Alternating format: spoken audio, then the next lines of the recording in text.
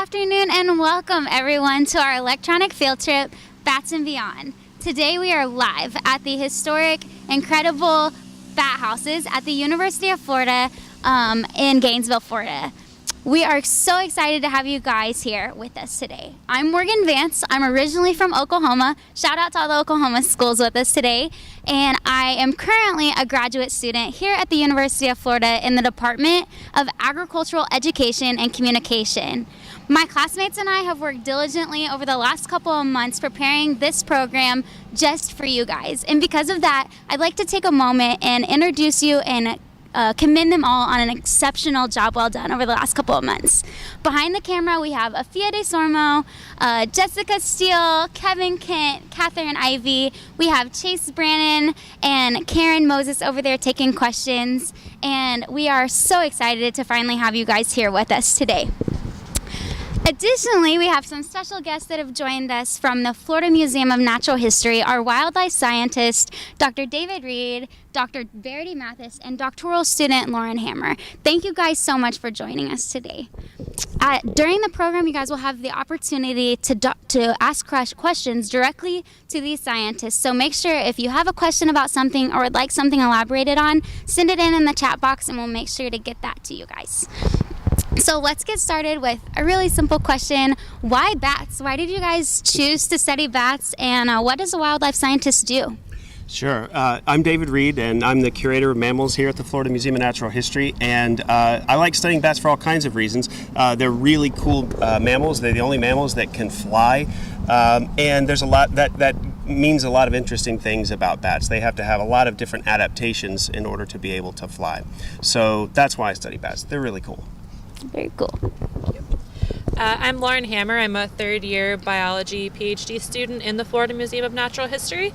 I got into bats because I entered David Reed's lab. I am really interested in studying both mammals and I love being outside, so doing a project that involved lots of field work and working with a really interesting group of mammals is why I started studying bats. Hi, I'm Dr. Verity Mathis, and I'm the collections manager at the Florida Museum of Natural History for the mammals. And I think I got into bats primarily because I came here and started working with David Reed in his lab.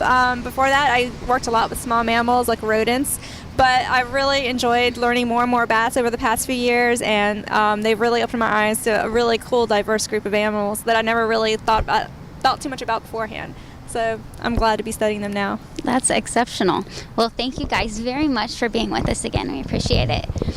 So, Dr. Reed, I know that whenever we initially got this assignment and we were told that we're going to be working with bats, I was a little scared. I was a little anxious and nervous knowing that we were going to have to be working with bats firsthand. But the longer that I spent in the lab and the longer that I understood, or the longer that I worked with, the more I understood that I just didn't know the facts about bats. And I know that a lot of our viewers probably have some of the same misconceptions, and they're worried about bats being scary or potentially diseases that they might carry. Can you debunk some of these misconceptions for us and Sure. Tell us some characteristics of bats, some benefits that they have that you want our viewers to keep in mind? Sure, absolutely.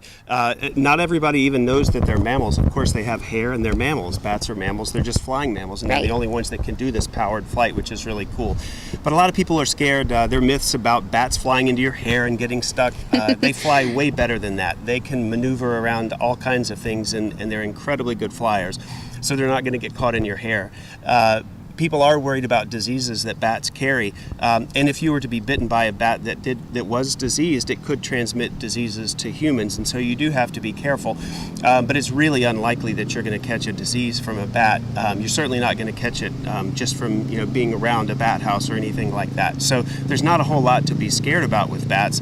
When we study them, we're careful, we wear gloves, and we even have pre-exposure rabies shots just in case we're working with a population that has rabies, but we really don't have to worry about much of any of that. Very nice. I know that after working with bats for a while, I even started to think they were a little cute. I got to hold a couple at the collections at the Florida Museum of Natural History, and it was really neat. They are cute.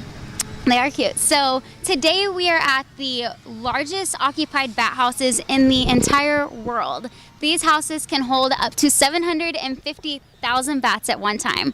They currently hold 400,000 bats, and every evening these 400,000 bats go out into the community of Gainesville and they consume 2.5 billion insects every single night. That's the equivalent of 2,500 pounds of insects being removed from the community of Gainesville. Can you tell us a little bit about the history of how these bat houses came to be on the campus? Sure.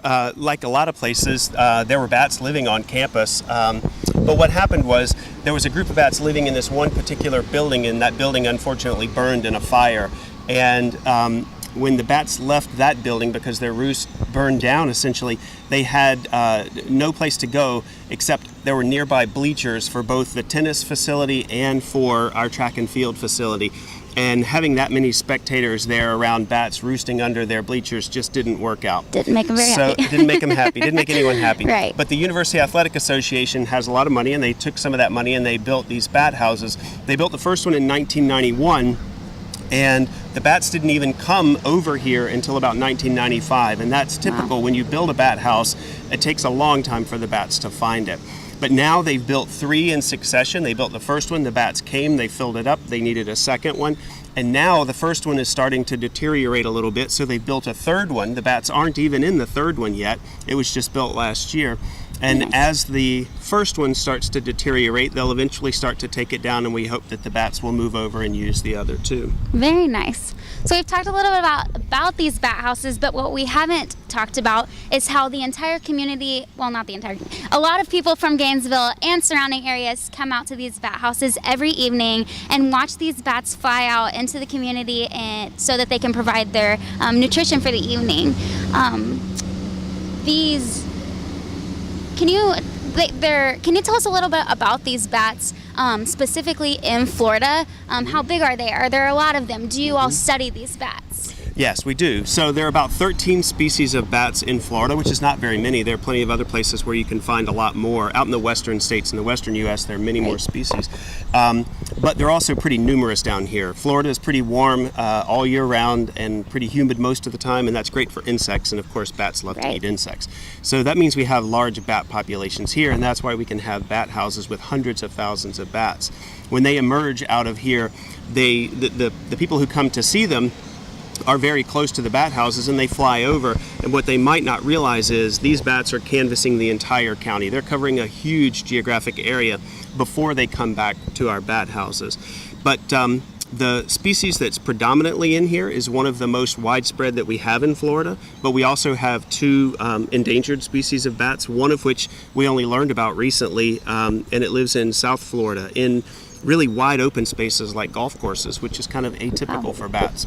Yeah. Very interesting. So one last question before we take a question break from our viewers.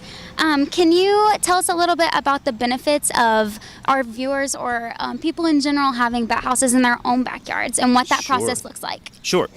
You can buy bat houses at craft fairs. You can build your own. Lots of people have done it. They need to be up kind of high because the bats want to feel like they're off the ground pretty high. That makes them feel safe and secure. But bat houses, if you have bats living there, will eat lots and lots of insects around your house. So if you have mosquitoes in your yard, and most of us do, at least here in Florida, they'll cut down on those insect populations. There are a few species, not so many in Florida, but are also pollinators of plants that you'd like to have around, and so it's great to have them there too. But the one key is be patient, because when you put up a bat house, just like the ones we had here, it takes a while for the bats to come and use them. So when you buy one that's really sturdy, because it needs to be out there probably for a year or more, even before the bats come and find it. So be patient. Fantastic. Thank you very much. Sure. We're going to head on over to the question table and see what questions you guys have for our scientists.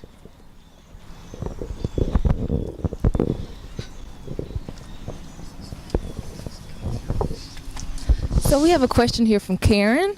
What is bat breeding season and how long is gestation? Oh, okay, great. So bat breeding season is in the warm months, and it just depends on where you live as to when that happens. So for the bats that we study in the Bahamas, which we'll talk about later, they can breed throughout a large part of the year because it's often warm. Here in Florida, that's also true, but it's usually in the spring and summertime. They need to get the bats, the young bats, through gestation and through weaning and able to fly on their own before it gets to be winter, and they have to feed a lot before winter comes around. And gestation can be anywhere from 1 month to 6 months for some of the bigger species. Thank you for that. So I have a couple questions from Therese. They would like to know, what are bat scientists called? What are the people that study bats called? And how do bats get their scientific names?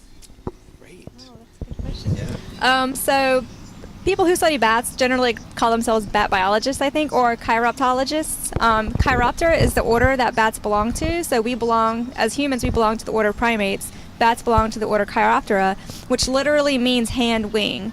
So chiro means hand, optera, no, or the other way around. Chiro means wing, optera means hand, so hand wing. And so that's kind of how they got their order of names. So a lot of bat scientific names are kind of descriptive in their own way based on Latin origins. So I'm trying to think of a good example off the top of my head, which is always hard to do, right, when you're put on the spot.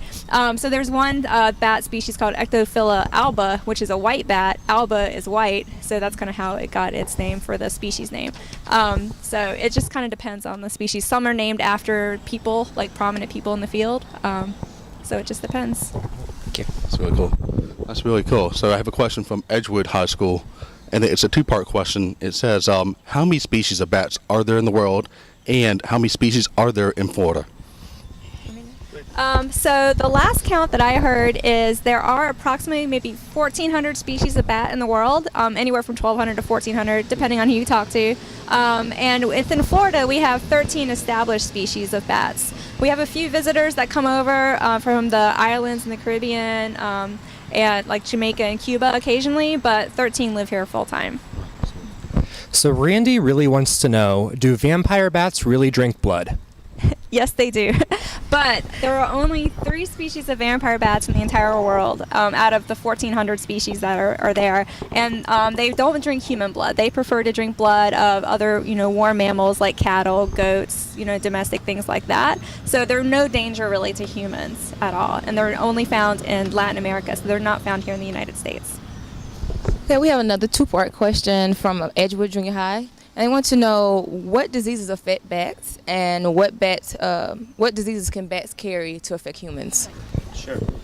So there's lots of different diseases that bats get. The one that you might hear about in the news most often is called white nose syndrome, and it's affecting bats primarily in the Northeast, but now in the northern U.S. it's also moving into the Midwest. But white nose syndrome is a fungus, and it's a fungus that grows around their nose. So while they're hibernating in their caves in the winter, what happens is they get sick, they have this fungus on their nose, they wake up from their hibernation, and the problem is they really need to stay asleep and conserve their energy during hibernation. When they wake up and they're fully awake, they have to go out and feed. There's no insects around, it's too cold, and so they succumb to that infection and die, mostly because their sleep has been disturbed during hibernation. But then the diseases that they can transmit to humans are also somewhat numerous. There's rabies, which we've already mentioned, but there's also diseases that are caused by bats in caves. I think it's histoplasmosis is one of them. There's a number of those that are bacterial infections that we can get that are the result of the feces or the guano that are in caves, and so we have to be careful of that in our research. So I have a question from, I'm trying to find it, from Alberto Lopez. I'm trying to put it on here actually. Okay, there's a question from Alberto Lopez. It says, what is the most common species of bats, and which ones are the most endangered in the state of Florida? That's a good question. So the most common would probably be, there's a couple of them that are pretty common. We have a big brown bat and a little brown bat, both of which can be pretty common in Florida. And then we have a free-tailed bat, which is the one that's in the bat houses now, and it's extremely common. Moreover, it's common in a lot of areas. So that particular bat is common in North America, Central America, South America, and then all through the Caribbean islands. In fact, that's one of the bats that we study in the Bahamas. And then the most endangered one is the one I mentioned earlier. It's called a bonneted bat. It lives down in South Florida, and we didn't even realize that it was a unique species until just a few years ago. And that species is endemic to Florida. That's the only place that you find it. It has closely related species in other places, but it's certainly one of the most endangered here in Florida.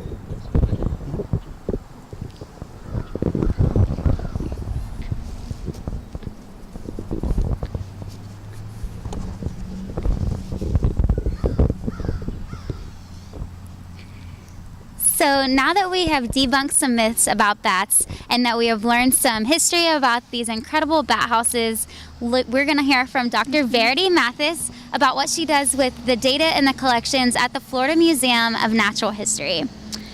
To start off, Dr. Mathis, can you tell us what a collection is and why it's important to have these collections in museums like yours? Absolutely. So, like I mentioned earlier, I'm the collections manager, so I take care of the mammal collections here at the museum.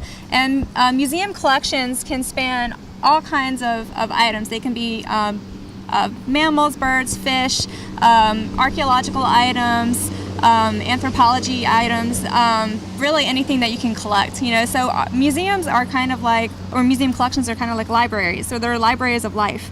So in a mammal collection such as ours, we have specimens such as skeletons, we have skins, we have taxidermied mounts, tanned hides, skulls, and each one of these animals were preserved in such a way that they will be available for hopefully forever. So everything we kind of know about the history of a species, the description of a species, why one species is different from another, pretty much came from museum collections such as ours. It's the foundation of almost all our knowledge in biology for mammals and for animals worldwide, actually, not just mammals. So they're very important to look at, not only for a collection currently today, but looking back over time, we can look at animals that were collected in an area, up to over 100 years ago, and can compare them to what's going on today, and look towards the future as well, and see what could happen in the future to these animals based on their current habitat, based on influences by humans and climate change and things like that. So they're very important for foundational studies. It's incredibly fascinating. We got to visit Verity and her collections at the Florida Museum of Natural History, and it was incredible. We got to hold some really cool bats. She showed us some of the incredible collections, and I highly encourage you all to visit if you can. What does the process of preserving some of those bats look like? Right. So for most of our research that we do in the Bahamas, we actually don't even take specimens back into the collection. We do a lot of catch and release, getting tissue, which I think Lauren will talk about in a little bit. But for those that we do collect for research purposes, we bring them back to the museum, and we have a domestic beetle colony here on campus that we use to clean skeletons, because the most important thing is to get the material in a way that can be preserved forever. So we create these study skins. I think they have some images going on, and also I brought a couple of examples right now. So we have these study skins, which are basically, these bats are preserved, use cotton and wire, and so they're done in such a way that they should last forever.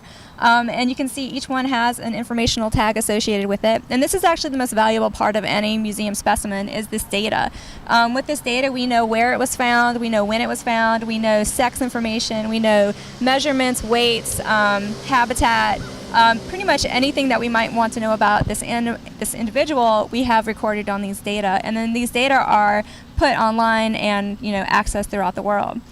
So we have a study skin, and we have a skeleton, and we also take tissue as well. And with that tissue, we can do DNA studies, and we can also get DNA from the skins as well. So we can use the skins that were collected, 20, 30 years ago, and compare them to populations today.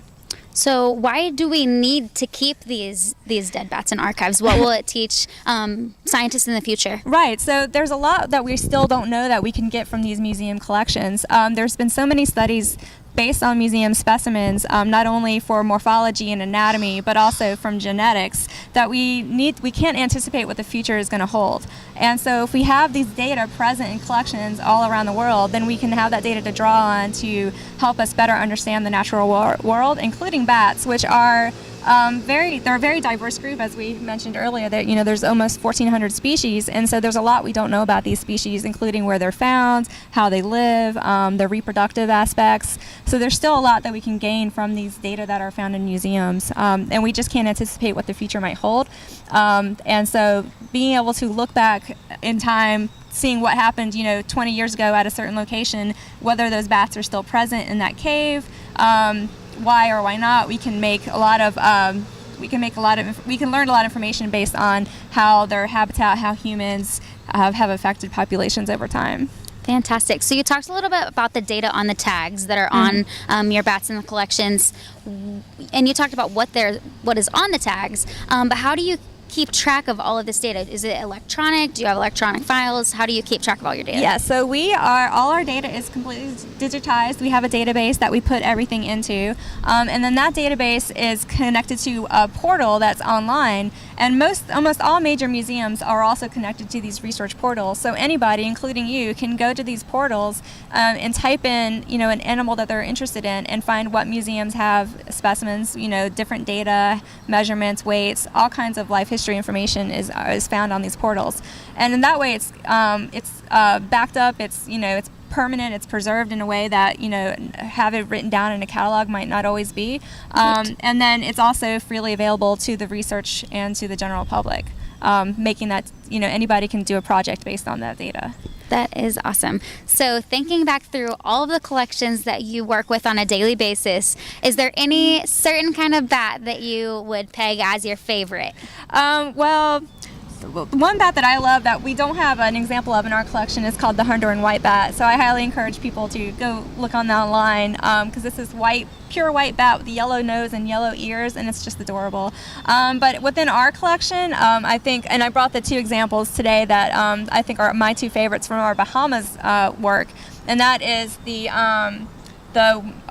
water-nosed leaf-nosed bat, which is the one that I showed a little earlier, that I had an example of. And then we also have a little funnel-eared bat, which is one of the smallest bats in the world, and that's really, really tiny and really, really cute. I think we're going to grab an example of it, but yeah, we can show it in a minute. Sounds way good.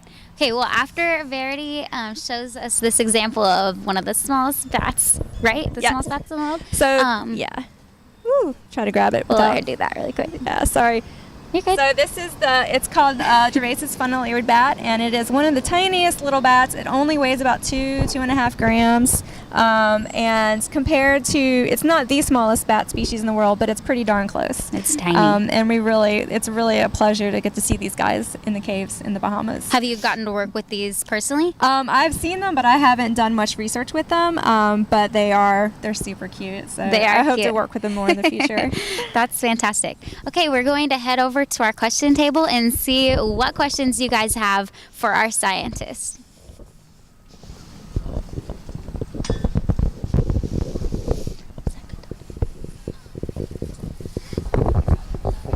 So we have a question here from Braden River Middle School. How do fellow scientists find all the bats in the museum collection, and are they dead or alive when you find them? No, go ahead. So other scientists can look online on research portals, or come to our website and look on our portal and see what we have in the collection. And just like a library, a library has books that people can check out and borrow. Our museum collections, people can check out essentially and borrow specimens from our collections. So if they're doing research, I can send them, a skin or skull or skeleton if they need to do their research using that, or they can come to visit us. So they just look online, or they email me and they request information on what they're interested in. And what was the second part of the question? They did. So that's a good question. So frequently they are dead. A lot of the specimens that we get into our collection are actually they're roadkill, they're rehab specimens that didn't quite make it. So nowadays most of the things that we get are kind of those like incidental, accidental deaths, I guess. And then sometimes researchers, depending on the research project, might need to sacrifice an animal for their research, and in which case, they will probably humanely kill, euthanize it in the field and then bring it to our collection. But when they come into our collection, they're already dead. So Braden River Middle School has a couple of bats that are clinging to their outside walls, and they want to know, how do they keep both the bats and the students safe? You want to answer? Sure, I'm happy to. So a lot of times when you find a bat that is clinging to a wall, if it's only been there for one day, like you walk in the morning and you see it there, it probably got caught there and it's just too cold and it doesn't have the energy to fly right at the moment. And that's also true if you find one on the sidewalk. So you don't want to pick them up. At least you don't want to pick them up in bare hands, because if it does bite you, it can, potentially transmit disease. But for bats, a lot of times they just need a high place where they can glide off and get a little bit of momentum and a little bit of lift, and then they can fly back away. So a lot of times if you'll find a bat on the wall in a place where you don't typically see them, where it's maybe well lit or lots of people, you want to leave it alone. Leave it there and give it some time, and when night falls tonight and it's hungry, chances are good that it'll fly away just fine, especially if it's up kind of high. If it's down low and you have a big glove, you could pick it up and put it somewhere a little higher up so that it has some distance to fall so that it can gain lift and move on. If it's been there for a couple of days, it's probably not going to make it. Call a rehab person. I think that'd be the best thing to do. Okay. So I have a question from Therese Hood. She asked, what can be done to protect the bats from the fungus that we mentioned earlier? Great question. So the fungus was brought to the U.S. for the first time from Europe. It's a fungus that occurs there in caves, and bats in Europe evolved with that fungus, and they aren't sickened by it, and it doesn't harm them, and it hasn't killed millions of bats like it has in the U.S. So they think the best way to stop that fungus from causing harm in the U.S. is to stop its spread. And so for people who go into caves, they ask that you change your clothes and wash them really, really well, and don't even take those clothes into another cave. So if you're exploring caves in one place, don't go traveling 60 miles west or something and go into another cave right away without cleaning your gear extremely well, because that's how it passes from one place to another. Thank you. We also have another question from Teresa Hood. Do you guys have to wear a special suit to enter the bat houses? Oh, sure. The bat houses or caves? I guess either. Either works. Yeah. So where we work in the Bahamas, our caves are pretty shallow. They're pretty open, and so we have pretty good fresh airflow. So we don't personally worry about ventilators or suits. But I know people that are working in hot caves. If you're going really down deep into a cave where there's much more limited airflow. And it's a lot hotter and you have a lot more guano buildup and bacteria growing. People will wear respirators just for some fresh breathing air, but that's about it, really. Great. So Janine had a question about, is there research that is comparing bat barns and bat houses and benefits and those kinds of things? Sure, I can do it. I'm not sure if there's research on that, but when we built our first bat house, and if you guys have a shot of it, it's really low. The roof is really, really low. So the bottom part of the bat house is where the bats actually sleep. Only the first 3 feet going from the bottom up. That's where the bats roost and actually sleep. But what they do in the top part is when they're ready to emerge that night, they will a lot of times fly up into the top part of the bat house, and they fly in circles to warm up. They've got to warm up their muscles just like a track star would have to do. And what they noticed with this bat house is they just didn't have enough room. So when they built the second one, they extended the roof up really high into a barn-like shape, and so that's why they call it a bat barn. And that gives the bats much more room to fly around. And then when they built the third one, that worked so well they even extended the roof higher so that hundreds of thousands of bats can do their laps and get ready. And on warm nights, especially when it's really warm, you'll see that the bats really do come out en masse, hundreds of thousands at one time. It's really cool to see. Wow. So I have a question from Edgewood High School, and they ask, what is the location of the largest group of bats in nature? Ooh, do you know? You think it's in Texas? Well, I know in the United States there is a cave in Texas called Bracken Bat Cave, and that is the largest known colony of the Mexican free-tailed bat, which is the bat that we have here, and that's very common throughout the Americas. And I think the estimates for that were like 7 to 8 million bats in that cave. And it's quite impressive to see the fly out when they come out in their evening emergence, because it really is. It is just. It goes on well past dark, It's pretty cool. So I think that's the largest cave, or at least colony of bats here in America. Thank you. We have a question to ask from Teresa Hood. Why do bats stay away from light, and why do they only come out at night? Well, I think they only really come out at night because most of them are insectivores. So that's when their insects are out, usually flying around. So that's when they are out flying around. I don't know. I'm sure Dr. Reed could probably maybe talk a little bit more about the evolution, maybe possibly. But they just evolved to be nocturnal. They don't have predators as much flying around at night. There's very few predators of bats. There's owls and hawks and snakes. But, if they were flying out in the daytime, they'd have a lot more bird predators or avian predators to worry about.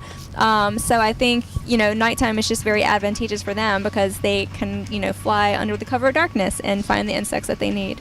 I'm not sure if there's probably more to it than that, but that's what I'm off the top of my head. So as we're talking about the different benefits of bats and everything, we had a question, can you eat bats? Are they a meat source? I want to say that no, you shouldn't eat that. Definitely, that's basically you shouldn't eat that. I think in some parts of the world, I think for the larger flying foxes, people do eat them, but whether or not that is legal is another question. I'm not 100% sure on. There is a lot of black market trade and things like that. But here in the Americas, no. They're so tiny too. There'd be no point really to eating them. They're really small animals anyway, so you wouldn't want to. Plus, with the rabies aspect of it, you just probably would want to stay away from that.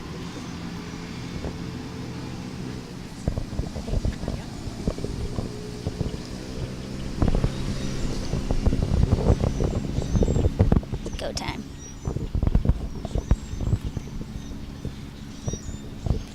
So now that we've learned about the bat houses with Dr. Reed and the Florida collections with Dr. Mathis, we are now going to learn about current research going on in the Bahama Islands with third-year doctoral student Lauren Hammer. Lauren, why did you guys choose the Bahamas? Where do these bats live in the Bahamas, and what's the importance of studying? Yeah, so as Dr. Reed started talking about a little bit, we already had a great shoe-in with some knowledge about Caribbean bats in general. And the Bahamas are a really interesting place to study because of the geology of the island. So we picked the Bahamas specifically because of how they're arranged today and how they were arranged 10,000 years ago. So because of the geology of the area, the Bahamas are on very shallow banks, so the water around them is really shallow. So during the last ice age, about 10,000 years ago, when sea level was lower, when there was more ice in the ice caps, sea levels dropped. And because sea levels dropped, the islands got big. They got a lot bigger and they got a lot closer together. And then as the global climate has warmed through the natural glacial cycles, sea level has risen as the ice has melted, and they've gotten a lot smaller and a lot further apart. And over time, those really dramatic environmental changes can have really dramatic impacts on the species that live there, particularly bats, because they can fly. So it's an interesting question, right? So can waters breaking apart these islands change the populations, change how they're connected to each other? So that's specifically why the Bahamas are really interesting, because of that makeup. And bats are also really interesting in this region because of some previous research done there. We know that not that long ago, just a few hundred years ago, there were many more species living there. Lots have gone extinct. So we have this really cool question that couples really interesting changes in island size and area coupled with really cool questions of why did some bats go extinct and others didn't. So that's why we chose that area to work in. Very neat. Yeah. So whenever you head to the Bahamas, how do you go about going to these caves and collecting the data and then afterward getting it back and analyzing it? Mm-hmm. Yeah, so it is a ton of fun, first of all. So we get to go to a really beautiful area, which is awesome.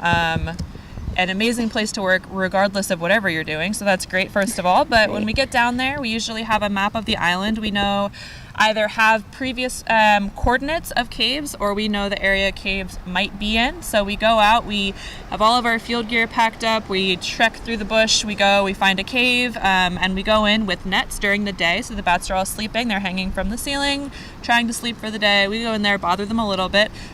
We bring in our hand nets, we'll catch some bats, and then we just take measurements, measure their wings, measure their bodies, take a little weight, and we get a little tiny tissue sample from their wing so that we can do some genetic work back here in Gainesville. And we let them go back to sleep, and they're only a little bit annoyed by us, hopefully. And then their little wound from their wing heals up in just a few weeks, so that's great, so we don't bother them too much. And then once we package up all of our tissue samples, we come back to Gainesville, and then back here in Florida, we do our genetic work. Which involves taking your little piece of tissue and through some fancy lab techniques, we get extracted DNA, and then we have some equally fancy technology today where you can essentially just read the DNA. It's really cool. It prints out on the screen your A, T, C's, and G's, and you can read it just like a line of text. Very and you neat. can compare the individuals to each other, and then you can figure out how different they are, and you can try to see what populations are forming. Very cool. Can you guys fly with these tissue samples, or do you have to go through a specific process? No. So there is a little bit of a process. So since we work with a mammal, it's a little bit of a different process than somebody that works with, say, an amphibian, because you do have communicable diseases with people. So something I or you could catch. The Center for Disease Control, or CDC, in the United States gets a little worried about us flying with things like that. Understandably, we're all vaccinated for rabies, so we're not quite as worried, but we don't want to expose your average vacationer to that. So Right. instead, we fly into the capital in the Bahamas. We package everything up in a FedEx box with our permits, and then we ship them back, and then we fly back leisurely on our own, and then we rendezvous back here at University of Florida at some point, and then start all of our lab work. Very neat. Yeah. So in science, there's a scientific process called the scientific method that scientists use to go through about learning more about the world and about science in general. And this method includes a part of the process called creating a hypothesis, which is a scientific explanation or idea that you can test through research, studies, and experiments. So, Lauren, what is your hypothesis about these bat populations in the Bahamas? Yeah, so our hypothesis that we're testing, so we know the islands have changed really dramatically since the last ice age. Right. We know they're a lot smaller.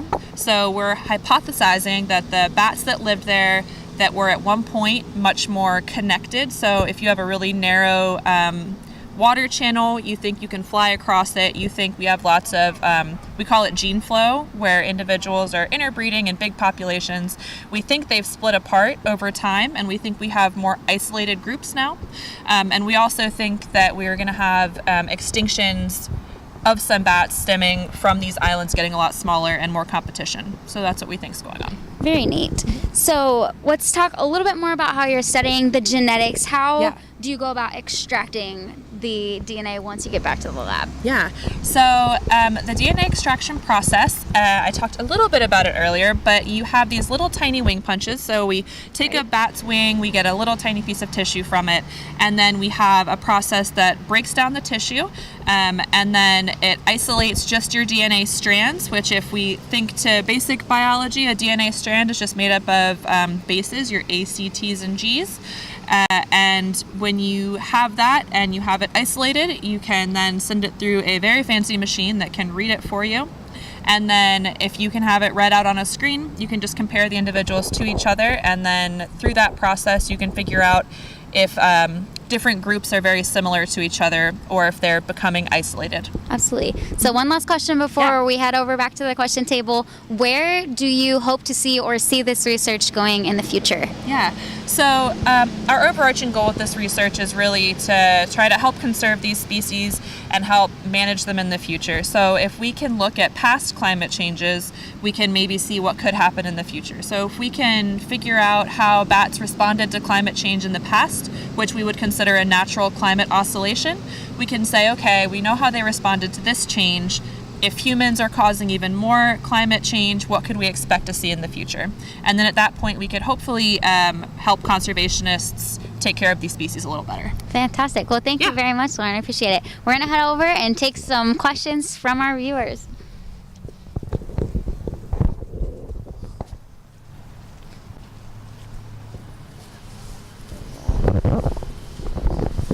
We have a question that was asked from Madison. Why do bats sleep upside down? Why do bats sleep upside down? So if you think about the setup of a cave, they need somewhere to land. They need somewhere where they're going to be safe from predators. It's a very unique evolutionary adaptation to that environment that they're living in. If anybody has a better answer than that, that's just kind of, All right, so Lucas wanted to know, what does their skin feel like? Ooh. I can take that one. So we have actually a good example. So bats, the part of their bodies that's covered with fur is very soft. It's, it's just like your cat or your dog. It's a really nice plush kind of fur. The skin on their wings, it's kind of almost rubbery. It's kind of, when you have them alive in your hand, it feels delicate, but also rubbery and a little bit leathery. And that's kind of how it dries too when it's like that. And so, they're just kind of a little mixture of soft and delicate wings that are, I don't know. There's not a real, I can't come up with a good analogy for it, but they're very interesting. Oh, that's really cool. So I have a two-part question from an MJ. So it says, what research questions are you studying now, and what discoveries have you made through your research? Okay, cool. Well, Lauren just talked a little bit about the research that we're doing in the Bahamas, and really we're trying to figure out how climate change in the past has shaped these bat populations, and then what we can infer future climate change might do to those bats in the same areas, and then really relate that work back to other species, not just bats, here in the U.S. and other places. But I think the coolest thing that we found that we really didn't expect, this bat research in the Bahamas really started because of these bat houses where we are today. There was a collapse in the bat house. Unfortunately, a few bats died in that collapse. We started sequencing their DNA just because at that time I was trying to teach some of my undergrads how to sequence DNA. And we realized that some of the species looked really different than we were expecting. So we started collecting these bats in the Bahamas and realized that on two different islands really close to each other in the Bahamas, their DNA sequences were incredibly different, and said that these species had probably been separated for 500,000 years or more, and that's not at all what we were expecting because the islands are so close together. And so that's why we started trying to understand better how can they move across islands, which ones can move across islands, and what distances are too far. So it really kind of set us up for some interesting questions right from the beginning. Thank you. We got another incoming question. Do bat species travel in groups or celerity? So they I think once they kind of get out into the night and start feeding, they're pretty much on their own. They're traveling and just foraging for insects or food or whatever they're going for. They live together in groups, although depending on the time of the year, like during the breeding season, a lot of the females will tend to congregate in one roost called a maternity cave or maternity roost, and while the males tend to go off and kind of do their own thing a little bit. Whether or not they're by themselves or in groups, I'm not 100% sure on, but some of them tend to go off kind of singly on their own. But when they're traveling in their course of their normal night, they're usually traveling alone, I think. So we had another question about the smallest bat in the world. What is it, and how small is that bat? So the smallest bat in the world is called a bumblebee bat, and it's about 2 grams. It's a bat that lives in Africa. But one of the bats that we study is almost that small. So this little guy would weigh about 2.5 grams. That's like 2.5 paper clips. I mean, it's so light, it's incredible. You can see that his body is way smaller than my pinky. But anyway, this bat is, I know its scientific name, it's Nyctialis, but anyway, it is a really tiny bat that lives in these caves in the Bahamas where we go and collect, and it's just tiny, tiny, tiny. So it's almost the smallest bat in the world, but the bumblebee bat, which is a little smaller, has that record. Wow, that's cool. So I have a question from Linda. She asks, how dangerous are bats? They have a bad reputation. It was how dangerous are bats? How dangerous are bats? Bats aren't dangerous at all. They have a really bad reputation, which is kind of unearned and undeserving, really. Like Dr. Reed mentioned earlier, they can carry rabies, and that is, can be fatal to humans. So you want to treat them with respect, like you would want to treat any wildlife. With respect, and handle it very carefully with the proper protection. But they're not going to come and get tangled up in your hair. They're not going to try to land on you and bite you. If you pick one up and harass one, of course it's going to defend itself, just like you would want to defend yourself. But in general, they're very peaceful animals that just want to be left alone and do their own thing. So what is the name for the fear of bats? Mike wanted to know. The fear of bats is chiroptophobia. Like we said earlier, Chiroptera is the order of bats that they belong in, so that's just the fear of bats. Okay. I got you. And we also have one last question from Sophia. Do bats have fingers? And if not, what are they actually called? That is a great question. So we can show on an example here. So the wings of bats are made up of the same bones that we have in our hands. So each of these long, let me flip it around here. So these are, just like his arm, our shoulder here, right here, that's his shoulder right there. That's his arm bone. And then these long bones, these delicate bones, are all the fingers. And so this is their thumb right here. So they have 5 fingers just like we do. They just happen to be covered in the wing material and kind of used for flying. So that's why they're called, the order of bats is hand wing, because that is literally the same thing as our hand. So they do have fingers. They don't need to use them really. They have the thumb, but they really don't have too many. Yeah, they really don't have like fingers and fingernails like we do. But and actually, the earliest bats, the fossils of the earliest bats had exposed claws on all 5 of their fingers or their wings, which they used to crawl around and grab things with. So they used to have more, I guess, or at least claws.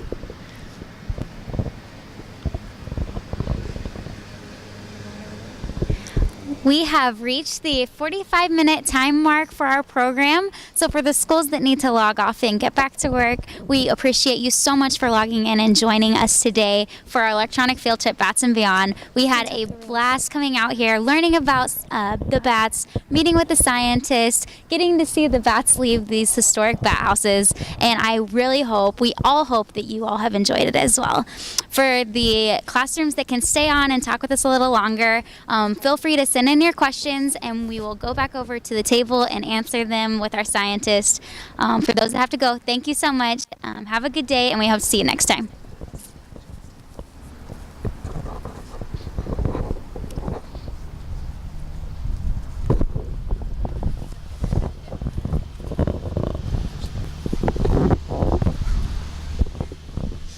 So we had a couple questions. During Dr. Verity, for you, you talked about the skeletons being cleaned by beetles. Do they actually affect the skeletons? They want to know, do the beetles actually affect the skeletons during that cleaning process? No, they don't. So the beetles that we use, they're called dermestid beetles, and they like to eat dried flesh, and they're not interested in bone or in fresh flesh, like they wouldn't want to bite my hand and eat my hand. So we can put in a skeleton with flesh on it, and they will eat that up. And once they eat up all the flesh and the tissue, they're done. They're not interested in the bones at all. So that's what makes them so good for cleaning skeletons for museums, is the fact that they do a really efficient job. They can get into the tiny crevices that we can't get into, and then they leave a perfectly clean skeleton behind, and then they move on to the next thing. Oh, that's pretty cool. So I have a question from Braden River Middle School, and they ask, how long does a newborn bat remain with its mother before it becomes self-sufficient? Sure. So it's a great question. It's different for different species. So smaller species tend to grow up to a state where they can be free living faster than bigger species do. So when we go out and collect bats in the spring in the Bahamas, we'll see pregnant females if we're there early. If we're there a little bit later, like around June, we'll see that they could be with their offspring already. But if we're there by even October, all of those that were born in the spring are already flighted and they're doing their own thing. They're out catching insects on the wing and living completely without the help of their mother. So for the species that we study, all of them in the Bahamas, it's less than 6 months for sure. So Dr. Reed, we've been informed that your son travels with you sometimes during the cave experience of collecting the bats. Can you explain that experience to us, please? Sure, yes. My son's come with us on these trips before. He started coming on these trips when he was about 8 years old. And the great thing, he was absolutely fearless. And as an 8-year-old, he's pretty small. So in these caves, he could fit in some of the little tiny holes that I couldn't fit through. And so we would, don't tell his mother, we would squirt him through the little holes and let him go explore in an area that we couldn't get to tell us if there were bats there. And then he would come back and report to us. And he loved it. So he's been doing this for, a few years now. So, Dr. Reed, you had talked a little bit about the bumblebee bat and the smallest one, and while you were talking about that, Casey had asked us, what is the largest bat? Sure, the largest bat, there's a few of them, are these giant fruit bats that live in the old world, and so they have wingspans of up to 6 feet, same as me. Can you imagine a bat that has a wingspan of 6 feet? They're huge, they're heavy-bodied, they're slow flyers, and these are bats that feed on fruit, they have two eyes right up in the front of their head so that they can focus really well on something far away, and they have great vision, great big eyes, unlike the bats that fly around here at night and eat insects. So those big ones are enormous. So we'd like to thank you guys for tuning in to our 2 p.m. session. We're going to be signing off now. If you have any more questions to send in, please tune in to our 4 p.m. session. We really appreciate you sending in your questions and your thoughts. Thank you.